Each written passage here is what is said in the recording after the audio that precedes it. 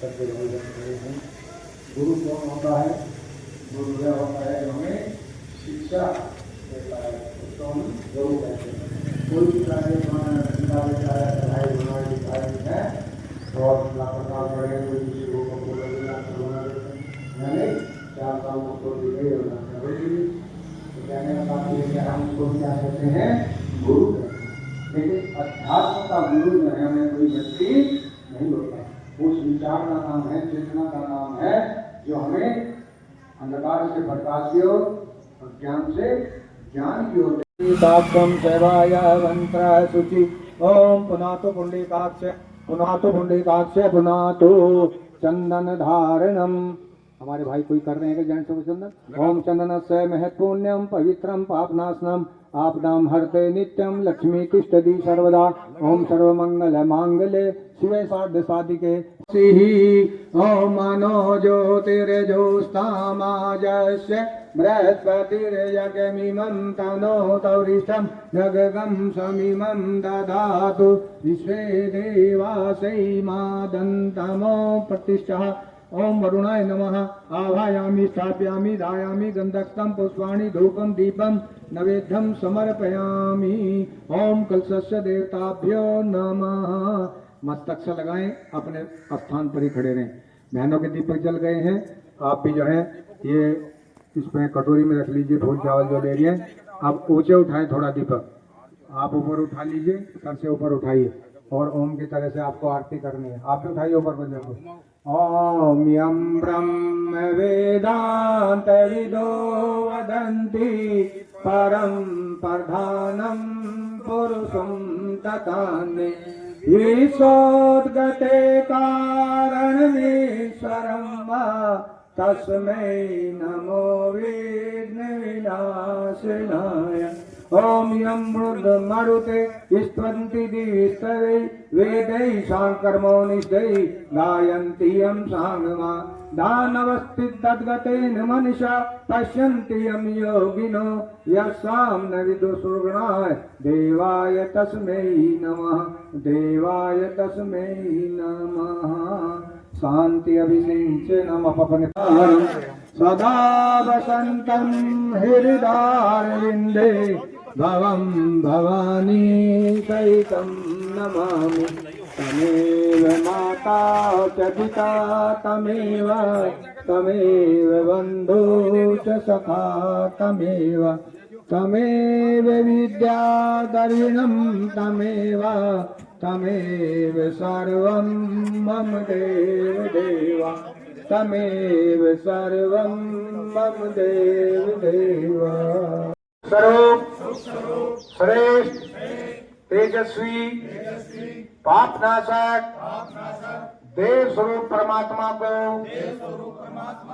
हम अपनी अंतरात्मा में धारण करें। वह परमात्मा हमारी बुद्धि को सन्मार्ग की ओर प्रेरित करे, सत्य मार्ग की ओर प्रेरित करे। भगवान से क्या मांगा गया है? सद्बुद्धि की कामना की गई और सत्य मार्ग पर चलने की कामना भगवान से की गई है। नहीं, सद्बुद्धि जानते हैं? सद्बुद्धि किसे कहते हैं? बुद्धि जानते हैं किसे कहते हैं? अच्छा, ऐसा भी कोई भाई बहन है जिसके पास बुद्धि ना हो? सबके पास इस दुनिया में कोई ऐसा नहीं है जिसके पास बुद्धि, लेकिन सद्बुद्धि पता नहीं भाई साहब। हमने तो बुद्धि सुना है ना सद्बुद्धि के बारे में, और पता है। और एक होती है दुर्बुद्धि। यह क्या होती है? बस यही बताने के लिए आए हैं, ठीक है? इसलिए आप सबने भगवान से सद्बुद्धि की कामना की। आप एक बार गायत्री मंत्र, गुरु मंत्र, ऋषि मंत्र का सहस्र उच्चारण करेंगे। उससे पूर्व आपको हम 1 मिनट में तीनों बुद्धि के बारे में। साधारण बुद्धि कैसी होती है, जिसको हम बुद्धि कहते हैं, वह होती है कि हमने जिस परिवार में जन्म लिया, बड़े हुए, पढ़ाई लिखाई की, खेले कूदे, नौकरी पेशा बने, व्यापारी बने, किसान का काम किया और पूरे जीवन भर उसी परिवार को ढोते रहे। ये होते हैं साधारण बुद्धि वाले भाई बहन। सद्बुद्धि वाले कौन होते हैं? वे भाई बहन होते हैं जिन्होंने अपने शास्त्रों से, वेदों से, उपनिषद से, स्मृतियों से प्रज्ञा पुराण से, गीता से, महाभारत से, रामायण से ज्ञान प्राप्त किया, स्वयं ज्ञानी बने, बच्चों को संस्कारवान बनाया, घर में सुख शांति का माहौल स्थापित किया और दूसरे भाई बहनों को भी हमने से लाभान्वित किया। आज पारिवारिक झगड़े, पारिवारिक वैमनस्य बताने की आवश्यकता नहीं। आज दुखी है व्यक्ति, परेशान है, धन दौलत मकान कोठी पैसा होते हुए भी आपसी गांव मोहल्ले पड़ोस और रिश्तेदारी में आज व्यक्ति परेशान है, चाहे को कहो ना, दुखी है। क्यों दुखी है? क्योंकि हमारे बच्चे हमारी बात नहीं मान रहे। जो व्यक्ति, जो भाई बहन दूसरों को भी स्वयं ज्ञान लेता है, दूसरों को भी देते हैं, वो होती है सद्बुद्धि। और बुद्धि बताइए, अब दुर्बुद्धि क्या होती है? हम आपस में लड़ाई झगड़ा, गुरु मिले तो भी सस्ता जान। आज गुरु हमें हमारे जीवन में आ कहाँ रहे हैं, मिल कहाँ रहे हैं, वो भाग्यशाली होते हैं भाई बहन जिनको युग ऋषि वेद मूर्ति तपोनिष्ठ पंडित राम शर्मा आचार्य जैसे तपस्वी गुरु मिल जाते हैं। वरना आज गुरुओं की तो कमी नहीं है, लेकिन सदगुरु व्यक्ति के जिस दिन जीवन में आ जाता है, वस्तु का भाग्योदय हो जाता है। नहीं तो इसलिए आपका जो भी कोई गुरु हो, आप उसको नंदन नमन करें। वरना इस युग के गुरु वेद मूर्ति तपोनिष्ठ पंडित राम शर्मा आचार्य जी आप सबके गुरु हैं। ठीक है। ओम अखंड मंडलाकारं व्याप्तं येन चराचरं तत्पदं दर्शितं येन तस्मै श्री गुरुवे नमः। परम पूज्य गुरुदेव, परम वंदनीय माता जी, माँ गायत्री के सूक्ष्म रूप से विराजमान आत्मीय भाइयों बहनों, आपके सामने जो ज्योति कलश रथ विराजमान है, ये शांति कुंज हरिद्वार से चलकर ये पूरे हर जिले का भ्रमण पर निकले हुए हैं और ये आपके जिले में भी लगभग 20-21 दिन से भ्रमण कर रहा है।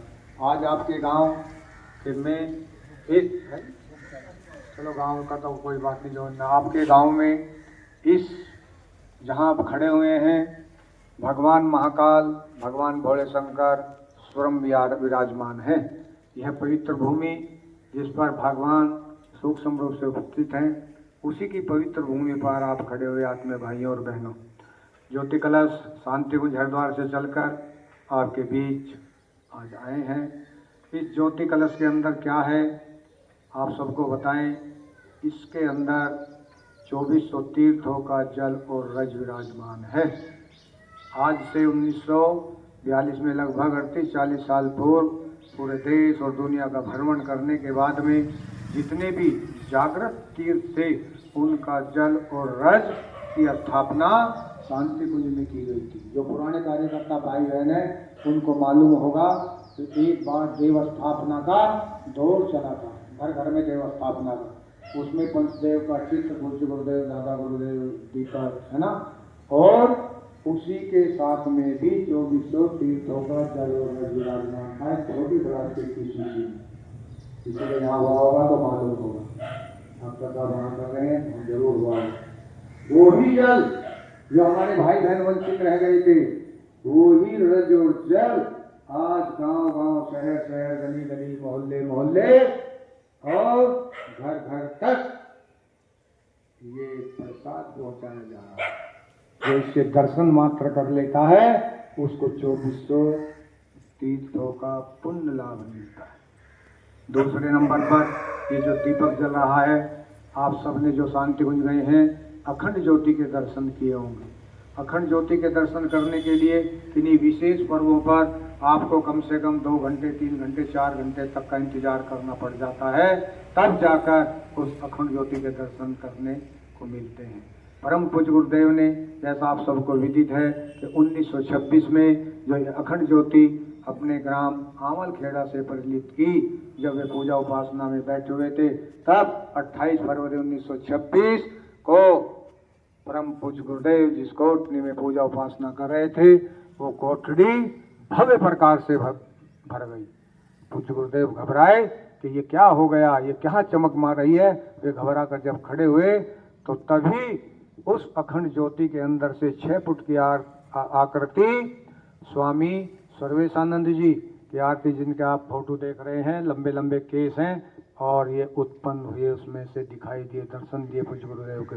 उन्होंने कहा बेटा घबराने की आवश्यकता नहीं है, हम आपके पिछले 3 जन्मों के गुरु हैं। आपको क्या करना है, भगवान ने आपको ये साधारण काम के लिए नहीं, आपका अवतरण इसलिए हुआ है जो आज आप जो आने वाले समय में ये भटके हुए मानव है, इनको दिशा और दशा इनकी आपको सुधारनी है।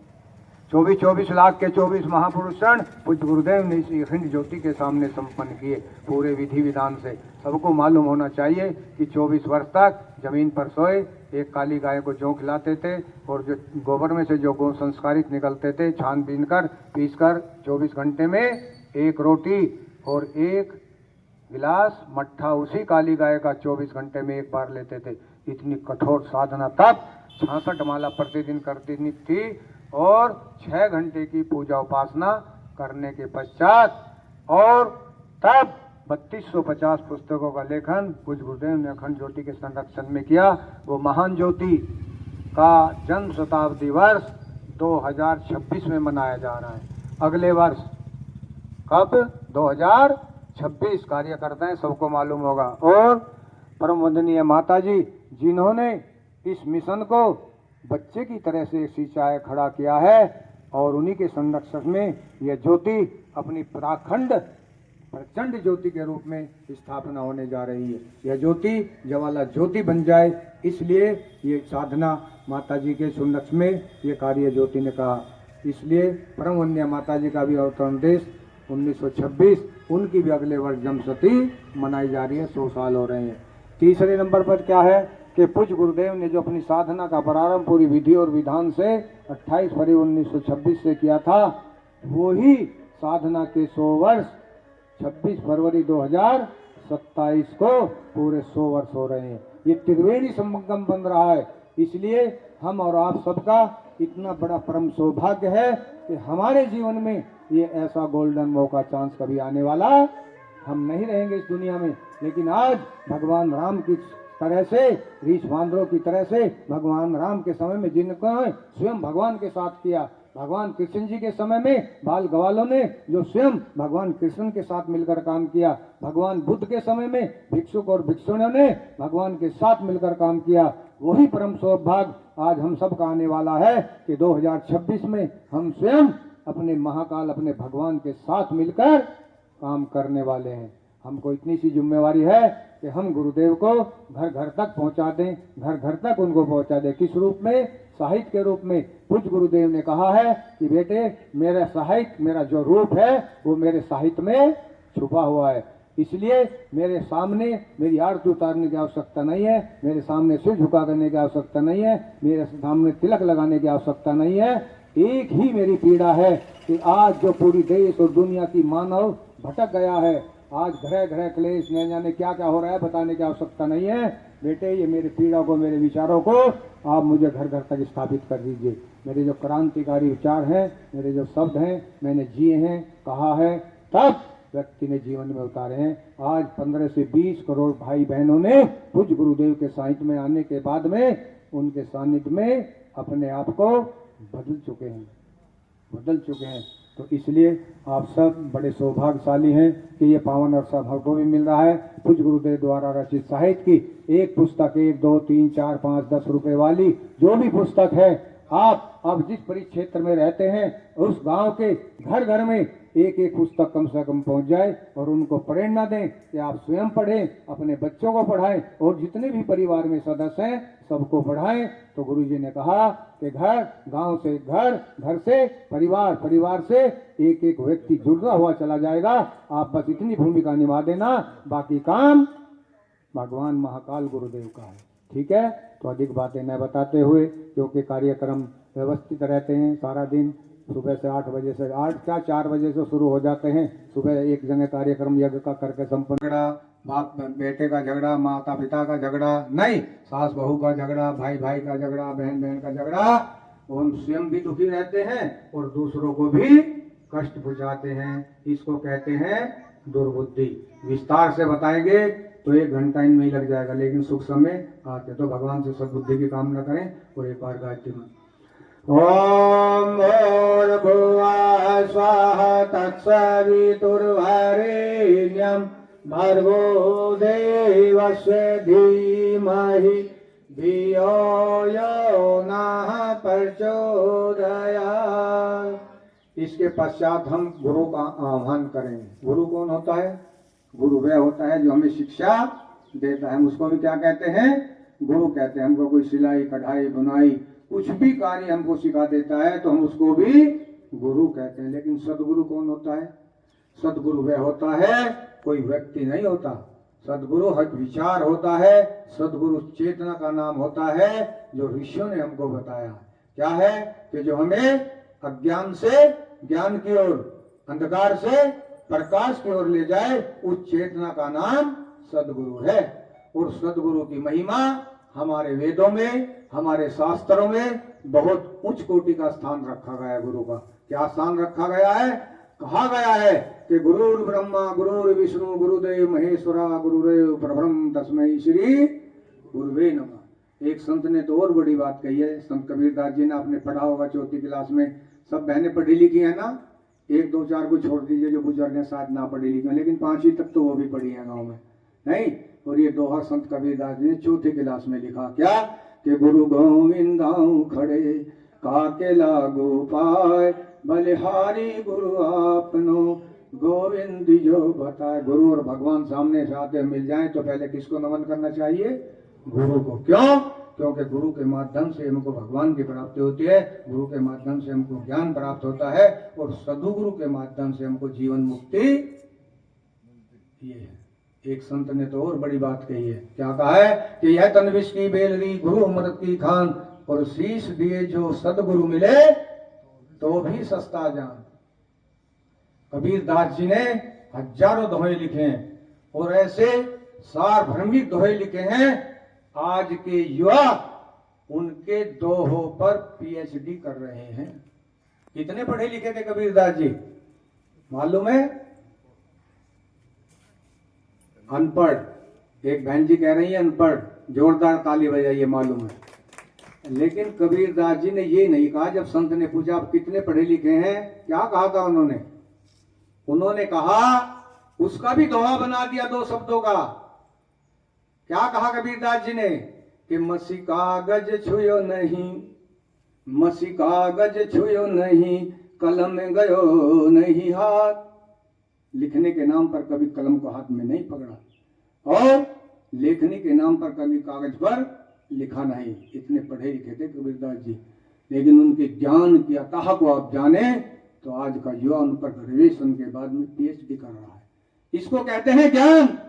जो हम पढ़ते हैं वो किताबी ज्ञान होता है, वो हमारे जीवन में, नौकरी पेशे में, व्यापार में मात्र 10% काम आता है, और जो सामाजिक ज्ञान होता है हमारे जीवन पर 90% काम आता है। इसको हम ज्ञान कहते हैं। तो देवी और भाइयों, आप सब गुरु का आह्वान करें। जिसका जो भी कोई गुरु हो, जिनने जो कोई गुरु धारण करा हो, वरना तो उगते हुए सूर्य को गुरु मान लीजिए, जलते हुए दीपक को गुरु मान लीजिए, और उसको नहीं मानते तो इस युग के ऋषि, इस युग के गुरु वेद मूर्ति तपोनिष्ठ पंडित श्री राम शर्मा आचार्य जी, जिन्होंने 15-20 करोड़ भाई बहनों का जीवन बदल लिया, जिनके जीवन में आ गए, जिनको आप तस्वीर देख रहे हैं, जो आपको आशीर्वाद दे रहे हैं, ऐसे महान गुरु। इन्होंने पता है आपको कितनी घोर तपस्या की है, कितनी कठिन साधना की है। पूज्य गुरुदेव ने 1926 में आंवल खेड़ा से जो अखंड ज्योति जलाई, जो शांति कुंज में आप दर्शन करते हैं, करे हैं आपने शांति कुंज में दर्शन अखंड ज्योति के? किसी ने करे हैं? हाथ उठाए किस किसने देखा अपनी दिव्य दृष्टि से कि ये साधारण युवा, ये बहुत जिम्मेवारी निभाने के लिए इनका अवतरण हुआ है। तब उन्होंने कहा कि पंडित जी बच्चा आपका है, बेटा आपका है। जैसा हम लोग आपसे पूछ देता रहे, नहीं कैसी बात कर रहे हो भाई साहब, ये बेटा आपका ही है, क्या आप हमें से दोगे? पंडित जी ने साधारण कह दिया, जब चाहे आप जब ले जा सकते हो। बस तभी मालवीय जी ने उनको गायत्री मंत्र की दीक्षा दी, यज्ञोपवीत संस्कार कराया, और 3 माला गायत्री की प्रतिदिन करने के लिए उनको आश्वस्त किया। करने लगे। जब पूजा करते हुए 3 साल हो गए, आपकी आयु 15 वर्ष हो गई। 28 फरवरी 1926 आंवल खेड़ा में, अपने ग्राम में जिस कोठरी में बैठे हुए पूजा कर रहे थे, प्रातःकाल बसंत पंचमी के दिन 4 बजे वो कमरा पूरा भव्य प्रकाश से भर गया, चमक मारने लगी। खुद गुरुदेव चारों तरफ लगाई, चमक तो कोई रहा नहीं, क्या बात है क्या बात है, घबरा कर खड़े हो गए। तब उसी ज्योति में से एक 6 फुट की आकृति उनके गुरु स्वामी सर्वेशानंद जी, जिनका आप ये फोटो देख रहे हैं, लंबे लंबे केस जिनके हैं, दोनों के अखंड ज्योति के बीच में चमक रहा है, ठीक है। उन्होंने आकर उन्होंने कहा आपको घबराने की आवश्यकता नहीं है, हम आपके पिछले 3 जन्मों के गुरु हैं। तब आपको क्या करना है, तब उन्होंने बताया कि आपको 24 लाख के 24 महापुरुषण विधि और विधान से करने होंगे। क्या विधि विधान? 24 वर्ष तक जमीन पर सोए, 6 घंटे की साधना की, 66 माला प्रतिदिन की, 3250 पुस्तकों का लेखन अखंड ज्योति के समझ किया। और आज हम साधना करते हैं, हमारी बहनें तो कैसी साधना करती हैं। अगर नवरात्रों के व्रत कितने दिन के होते हैं? 8 दिन के और 9 दिन के। जिसके यहाँ अष्टमी पूजती है 8 दिन में पूरे हो जाते हैं, जिसके यहाँ नवमी पूजती है 9वें दिन व्रत खुल जाते हैं। लेकिन व्रत होने में शुरू में अभी 4 दिन बाकी है। बहन एक लंबा सा कागज निकालती हैं और उस पर लिखना शुरू करती हैं। क्या लिखती है? मुस्कुरा रही है बहने के पोल खुल जाएगी। क्या लिखती है? 1 किलो कुट्टू का, 1 किलो समई के, 1 किलो सांदा नमक की, 5 दर्जन। अब बताओ, हमने तो कुछ बताया नहीं, हम तो सोच रहे थे आपको मालूम पूरी लिस्ट पढ़ेंगे तो 5 मिनट उसी में निकल जाएगी। हम साथ और लेती कितने पाठ है? कम से कम। और फिर भी क्या कहती है बहन जी, आज तो मैं व्रत से हूँ। नहीं, हमारे भाई भी ऐसे ही करते हैं। आप समझ रहे हैं, हंस रहे हैं खड़े खड़े, आपको मालूम नहीं, आप भी लेते हैं। फिर भी कहते हैं भाई साहब मैं कुछ नहीं लूंगा, बड़ा करूँ। ने कहते हैं नहीं भाई साहब ले लीजिए थोड़ा सा, चाहे 10 जगह लेना पड़ जाए। और व्रत के व्रत ऐसी साधना नहीं कही पूज्य गुरुदेव ने। पूज्य गुरुदेव ने 1 रोटी जौ की, एक काली गाय रखते थे, उसी गाय के दूध का 1 मट्ठा गिलास का, 1 मट्ठे का गिलास 1 दिन नहीं, 10 दिन नहीं, 1 महीना नहीं, 1 वर्ष नहीं, 24 वर्ष लिए। क्या मीठा क्या नमक, कोई नहीं देखता। तभी ऋषि विश्वामित्र ने गायत्री को युग दृष्टा कहलाए थे। उसके पश्चात वेद मूर्ति तपोनिष्ठ पंडित राम शर्माचार्य जी गायत्री के युग दृष्टा कहलाए। देवियों, बताने के लिए तो इतनी बात है कि अब से पूरे जीवन भर भी लगे रहेंगे, समाप्त नहीं होने वाली है। बस आपका एक ही काम करना है कि आने वाले समय में ये जो अखंड ज्योति है 100 वर्ष पूरे करने जा रही है। 2026 में प्राकंठ के 100 वर्ष पूरे करने जा रही है। देश और दुनिया में कोई भी ऐसी अखंड ज्योति नहीं है जो आज तक 100 वर्ष पूरे अखंड जली हो। पूज्य गुरुदेव ने इतनी बड़ी साधना इसके पास है। इस अखंड ज्योति की जन्म शताब्दी वर्ष मनाया जा रहा है। परम वंदनीय माता जी ने का भी जन्म 1926 में आगरा में हुआ, जिसका भी जन्म शती वर्ष 2026 में। जिन्होंने इस मिशन को बच्चे की तरह खड़ा किया है, पाला है, उन्हीं के संरक्षण में ये ज्योति आज 100 वर्ष पूरे करने जा रही है। उसी प्रकार कुछ गुरुदेव ने जो साधना विधियों विधान से की थी, उसके भी 100 वर्ष पूरे होने जा रहे हैं। इस यात्रा का एक ही उद्देश्य है कि आप भाई सब इनके दर्शन करें और मनुष्य में देवत का उदय और धरती पर स्वर्ग का अवतरण कैसे होता है, इसी उद्देश्य को लेकर ये यात्रा भारत के कोने कोने में जा रही है। अनेक रथ निकले हुए हैं। भारत के कोने कोने में नहीं, इस दुनिया के 11 देशों में यात्राएं प्रारंभ हो चुकी हैं। क्योंकि आने वाला समय इतना परिवर्तन का, उथल पुथल का समय है कि व्यक्ति देखता हुआ रह जाएगा। सिर्फ सुरक्षित वही बचेगा जो गायत्री मंत्र करेगा और भगवान से जुड़कर रहेगा। ठीक है, तो अधिक बातें न बता के पवित्र करिए। अक्षत फूल सबके पास है, फूल और चावल है, नहीं है तो हाथ खड़ा कर दें, हमारे भाई पहुंचा देंगे। कोई बात नहीं, आप फूल चावल जिसके पास नहीं है बता दे क्या नहीं है आपके पास। आपके पास जो फूल चावल लेकर ओम मनो ज्योतिर्जुस्तामा जस्य बृहस्पतिर्यज्ञमिमं तनो तौरिषं यज्ञं समिमं ददातु विश्वे देवासै मा दन्तमो प्रतिष्ठः। ओम वरुणाय नमः। आवाहयामि स्थापयामि धायामि गंधस्थं पुष्पाणि धूपं दीपं नैवेद्यं समर्पयामि। अपने मस्तक से लगाइए, लिए खड़े रहिए। ठीक है, अब अपने जब आप दीपक जल गए थालियों को ऊपर उठाइए, ठीक से ऊपर उठाइए और उठाइए। अब जो है पूजन हो रहा है, आरती हो रही है 30 सेकंड की। ओम यम ब्रह्म वेदांत विदो वदन्ति परम प्रधानम पुरुषं तथान्ये विसोद्गते कारणमीश्वरं वा तस्मै नमो विघ्न विनाशनाय। मस्तक से लगाइए अपने अक्षत पुष्प, आपको यहाँ छोड़ने हैं। कोई बहन अगर ज्योति के लिए एक चम्मच घी लेकर आई है, हमारे भाई आपको इस डब्बे में करते रहेंगे।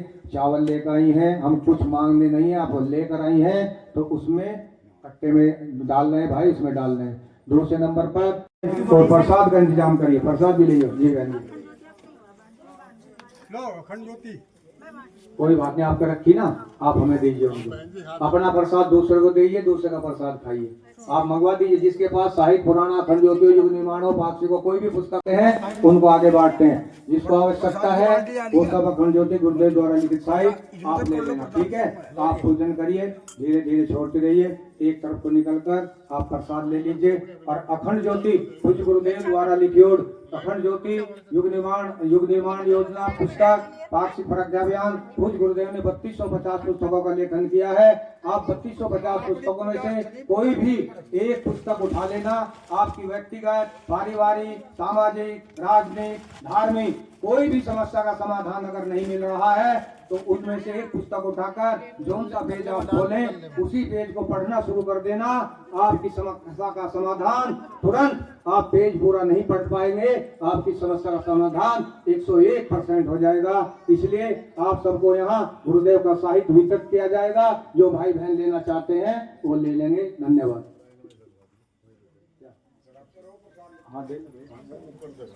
हाँ, लो भाई कटोरी। जो पुस्तक लेना चाहते हैं सब भाई भी हैं, लोग एक बार 1 सेकंड के लिए लाइन में खड़े हो जाएंगे, उनको पुस्तक बंटवा देंगे। सितंबर का महीना आने वाला है, सितंबर 2025 की 20 तारीख नोट कर लें। सभी बहनें कृपया ध्यान दें, भाई भी ध्यान दें। सितंबर की 20 तारीख नोट कर लें, 20 सितंबर 2025 परम वंदनीय माता जी का जन्म दिवस है। उस दिन आप अपने घर में अखंड दीपक जला करके रखेंगे और ज्यादा से ज्यादा अखंड दीप के सामने गायत्री मंत्र का जप करेंगे। आपके घर परिवार में, आपके पड़ोस में, अड़ोस में, रिश्तेदारों मित्रों के यहाँ सुख शांति फैलेगी। दूसरी बात, एक अभियान चला है पूरे जनपद में, जिला सहारनपुर में, उत्तराखंड में, सब जगह चला है। 5 लाख का गायत्री मंत्र का अनुष्ठान करना। क्या करना है उसमें? आपके यहाँ कलश का स्थापन होगी। हमारे चंद्रमणि शर्मा, चंद्रमणि कपिल जी यहाँ उपस्थित हैं। वो आपके घर में कलश की स्थापना करा देंगे और 5 लाख गायत्री मंत्र का अनुष्ठान आरंभ करा देंगे। 14 माला प्रतिदिन आपको गायत्री मंत्र का जप करना होगा। उससे क्या होगा, आपके चारों तरफ इतनी ऊर्जा फैलेगी कि आपका जीवन धन्य हो जाएगा। यही 2 बातें बतानी थी। आगे का कार्यक्रम अखंड ज्योति का करवाएंगे। देखिए भाइयों से निवेदन है, बहनों से जरा 1 मिनट जिन्हें अखंड ज्योति ली है वो जरा इधर को मुख करके खड़ी हो जाएं। बहने जिन्होंने अखंड ज्योति ली है वो जरा लाइन में हो जाएं खड़े और दे दीजिए। मूल अखंड ज्योति है जो देश के 15 करोड़ भाई बहनों तक पहुंचती है और अपने ज्ञान से लाभान्वित करती है। इसको आप नियमित रूप से पढ़ें, चाहे 1 पेज रोज पढ़ें, लेकिन अखंड ज्योति युग निर्माण योजना कोई ना कोई पुस्तक गुरुदेव की आपको अवश्य पढ़नी है। अगर आप उसका जीवन बदलना चाहते हैं, परिवार को बदलना चाहते हैं तो गुरुदेव के विचार आपको अवश्य पढ़ने चाहिए। ओम शांति शांति शांति।